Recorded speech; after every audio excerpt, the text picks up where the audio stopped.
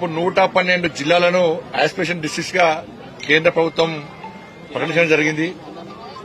దానికి అనుగుణంగా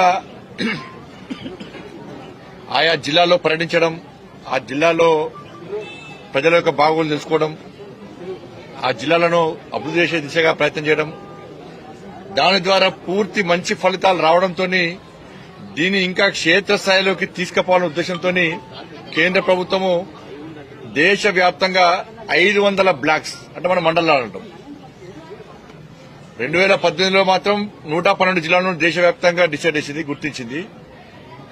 ఇప్పుడు దేశవ్యాప్తంగా 500 మండలాలను 500 బ్లాక్స్ ను ఇలా యాస్పిరేషన్ బ్లాక్స్ గా కేంద్ర ప్రభుత్వం గుర్తించి వాటి లోపల కేంద్ర మంత్రులు పర్యటించడం, అక్కడ కేంద్ర ప్రభుత్వం యొక్క సంక్షేమ పథకాలు ఏ విధంగా అమలవుతున్నాయి, కేంద్ర ప్రభుత్వ నిధులు వస్తున్నాయా వస్తలేవా వాటిని సమీక్షించడం, అక్కడ ఉన్న ప్రజలు గాని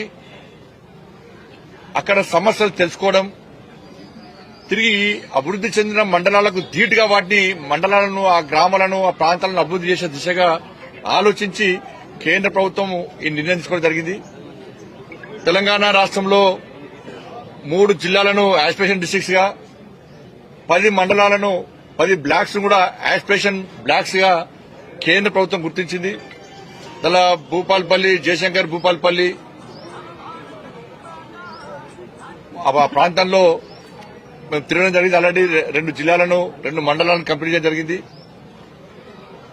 దాంతోపాటు ములుగును ప్రొఫెసర్ జయశంకర్ జిల్లా 2 జిల్లాలను పర్యటించడం జరిగింది. ఈ రోజు నారాయణపేట జిల్లాలో, దాంతోపాటు సాయంత్రం యాదగిరి, కర్ణాటక రాష్ట్రంలోని యాదగిరిలో, రేపు ఉదయం రాయచూర్, రేపు మధ్యాహ్నం గద్వాల, వీటిలో పర్యటించి ఇక్కడ సమస్యలు తెలుసుకోవడం, దీన్ని కేంద్ర ప్రభుత్వానికి నివేదించడం. ఇది నీతి ఆయోగ్ ద్వారా చేయబడుతున్న కార్యక్రమం. నీతి ఆయోగ్ దీన్ని గుర్తించింది.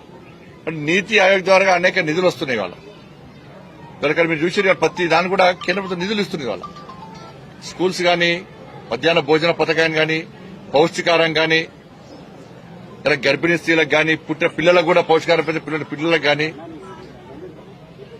హెల్త్ సెంటర్స్ గాని, గ్రామీణ సడక్ యోజన కింద రోడ్లు గాని, అంగన్వాడీ భవనాలు గాని, బట్ ఇట్లా అన్ని రకాల ఇస్తున్న కేంద్ర ప్రభుత్వ నిధులు ఇక్కడ సాకారం అవుతున్నాయా లేవా, ఇక్కడ ఉపయోగపడుతున్నాయా లేవా,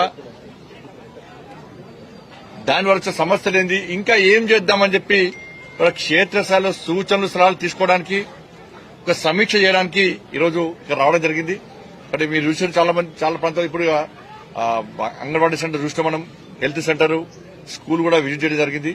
అక్కడ వాళ్ళు సమస్యలు చెప్పారు, జరుగుతున్న విధానం చెప్పారు. కాబట్టి దీన్ని మరొకసారి ఇప్పుడు జిల్లా అధికారులతో సమీక్ష నిర్వహించి తప్పకుండా రాబోయే రోజుల్లో ఇంకా దీన్ని మరింత ముందుకు తీసుకునే ప్రయత్నం చేస్తాం.